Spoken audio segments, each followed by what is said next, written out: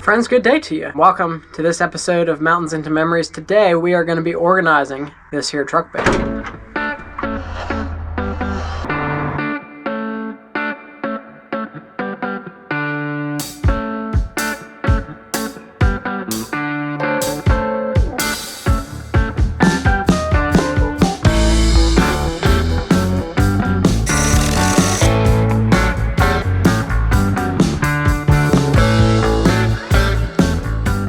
So the goal here today is to kind of organize this mess and to create a situation and circumstance that allows it to stay organized. Right now, certain things like these ratchet straps here, they don't really have a home that's easy to get to and easy to deal with. So we need to create that. I've had several of them live under the back seats of the truck, some more that are in these black bags that I keep here. Just these bags themselves are kind of in the way.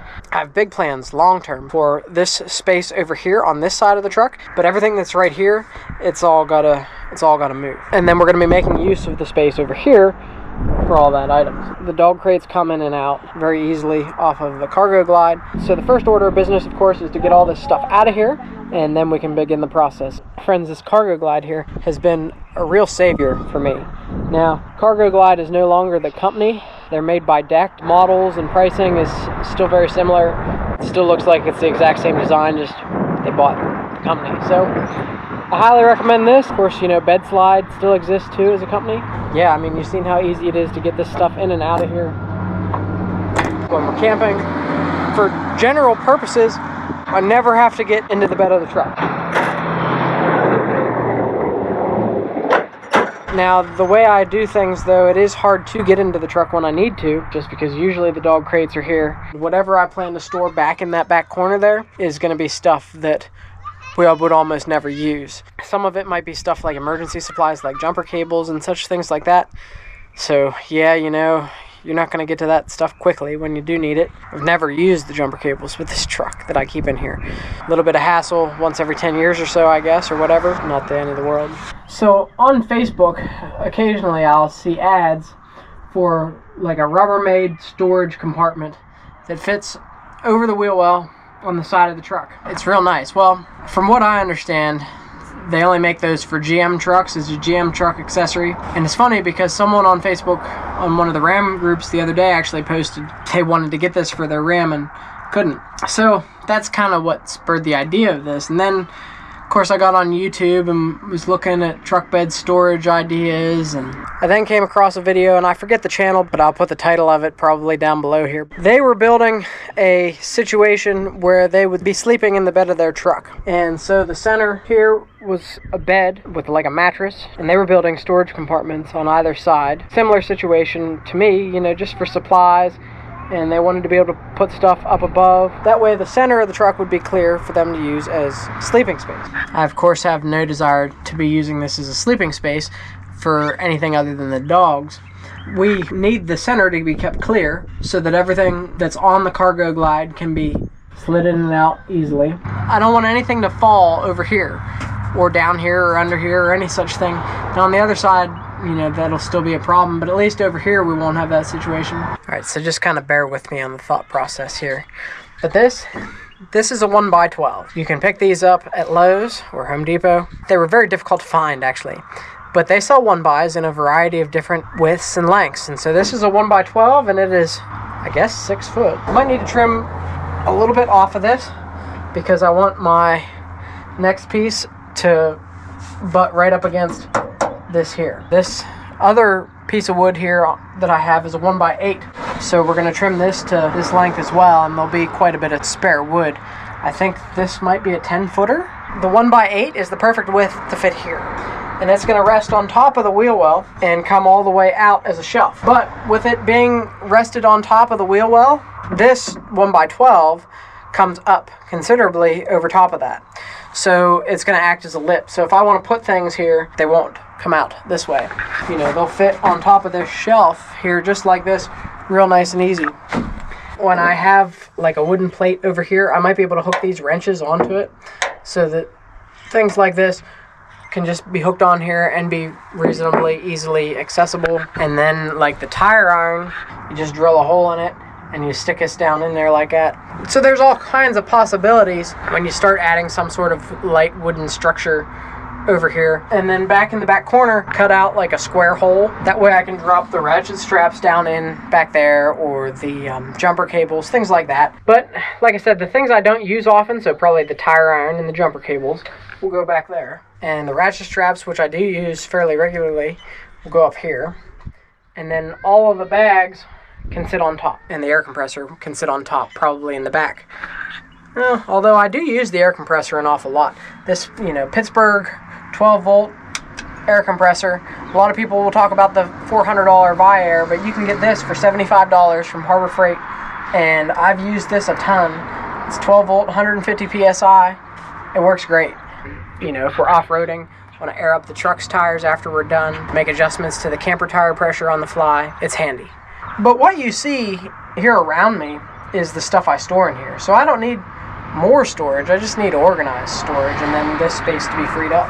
So we're going to measure the 1x8, we're going to cut the 1x8, that way we have a piece to stick here to take measurements. So we need to just basically start putting this together. So back in the back here, I've just got some kind of crude drawings going on for how I'm going to cut this. Hopefully you can see sort of what I have to deal with back here, but I want this all to fit snug up against the back of the truck. And then up here on the front, we've got the board in the back. I don't know if, hopefully you can see it, butted up against the back as far as it's going to go, so it's flush. And then over here, I've got a mark where that's going to butt up against that over there. So that's going to give me a good couple feet of extra 1x8 to use for various other parts of the project. So you want to see how handy this cargo glide is? Look, I left my Milwaukee pen way back there.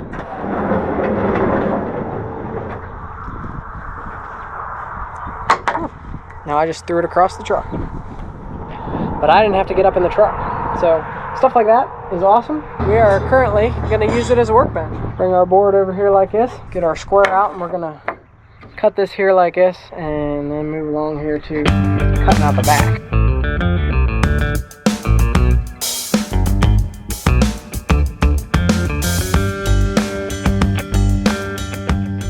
Just like that, we've got this side cut out, and the board ought to be cut to length. So now I do have to clamber back up into the truck. I do plan on getting one of those retractable bed steps. They've come down in price an awful lot. Someone in my truck review suggested that I get one, so I'm going to be ordering one on Amazon probably by the end of the day. They're like $100 now, but they go on the corner of the bumper and they come out, and that would allow me to get up in there easier. The 1x12 fits in here just nice, perfectly when it's vertical. A 1x is obviously less than an inch, and it's the exact right amount of space for that. And then the cargo glide will work freely back and forth with that there.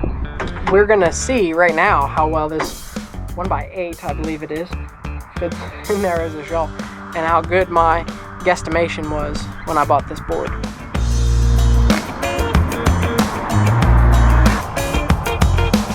So exactness is not always my strong point, but if you look back in the back there, I drew that out as if the board was going to be over that way all the way, and it is, of course, not. But that's okay. There'll be a little bit of gap there, it's fine. There's several ways you could have probably went about this. One, of course, would have been to get a 1x10, and then you would have to cut out where this wheel arch is. I didn't really want to do that. So when I took the measurements, I went from over here, this to here, and that's how I chose the size of board. It would have been a lot of cattywampus cutting to try to get it to fit flush up against there, and odds are it wouldn't have come out all that great.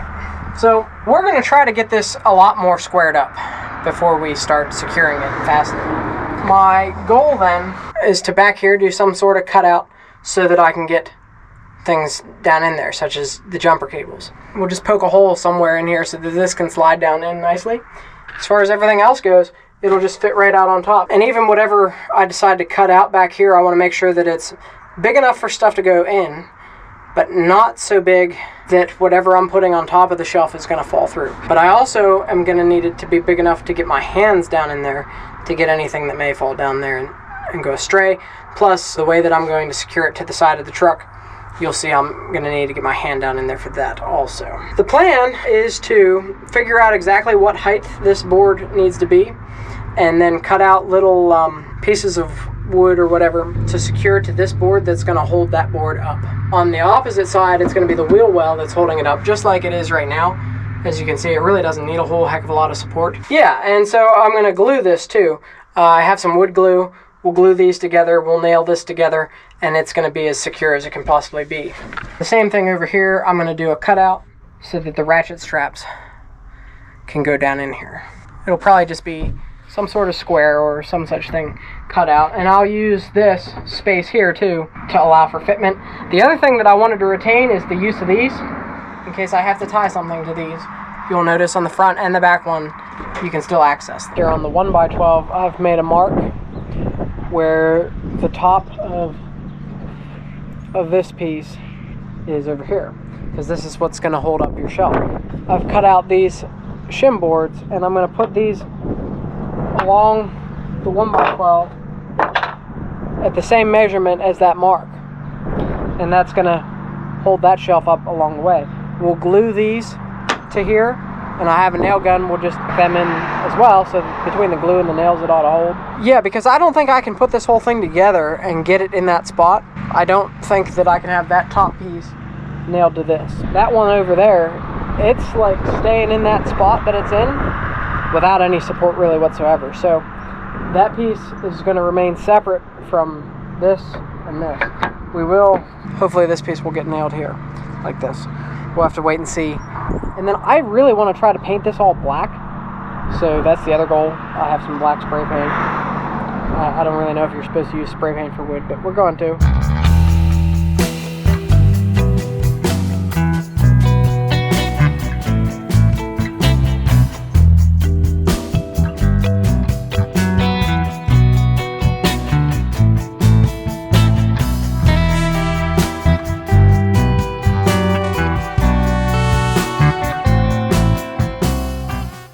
Well, if this turns out as bad as the last thing I spray painted on this channel, I will of course let you know.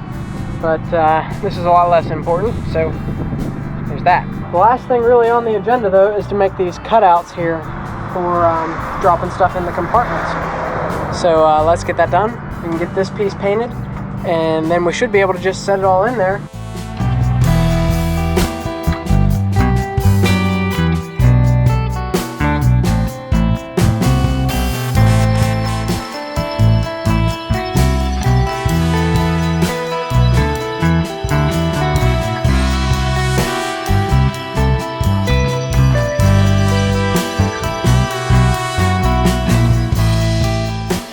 For freehand cutting, I don't think these actually look that bad.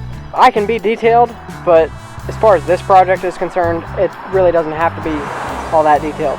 Using that Milwaukee oscillating tool seemed to work out really good. Now I'll just spray paint this black. We should be able to put it all in the truck. When I get the turnbuckles tomorrow, that'll be the end of this project, essentially.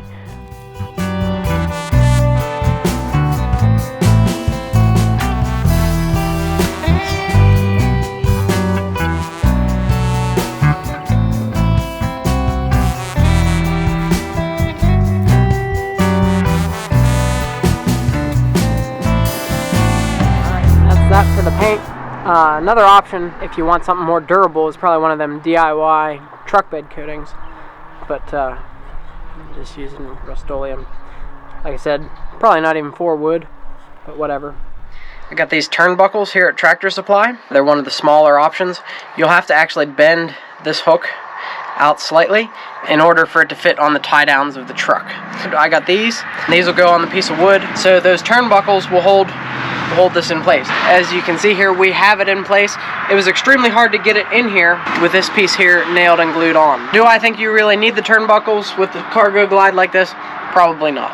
This thing, it ain't going nowhere. But I do want it to be a little bit more secure than what it is. So that's what we're gonna do. You want them at opposite angles. So like, if this one comes from the tie down out this way, the other one has to go the other way. And I think that's the best way to do it. So we'll get them on there kind of loosely and then tighten them up. We got to drill in some bits. We got to drill the holes through the wood to make this.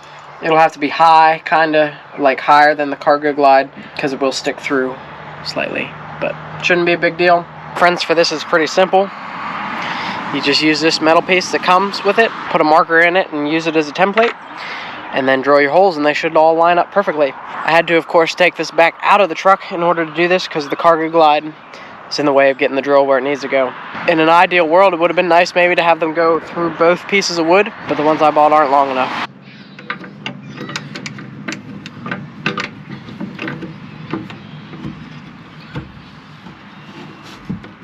So when you get all this installed just like this, and you put your shelf on here, I actually had to trim on the underside of this shelf some. There's like a lip on top of the wheel well, and I wanted this to sit flat on top of the wheel well and flat on top of all them pieces that I put on this board to hold it up, which it does now. I just kind of took my saw and kind of did like a angle off of here. So now that's solid, it ain't going nowhere. And then once you get this shelf on here, you want to tighten your turnbuckles because that'll pull everything in, and now this shelf, it can't come out. It does bow this board ever so slightly around the wheel well, but that's okay. Everything is nice and snug back there in the corner. Everything is nice and snug over here in this corner. I guess the only thing I haven't done yet is drill a hole for the for this to go through.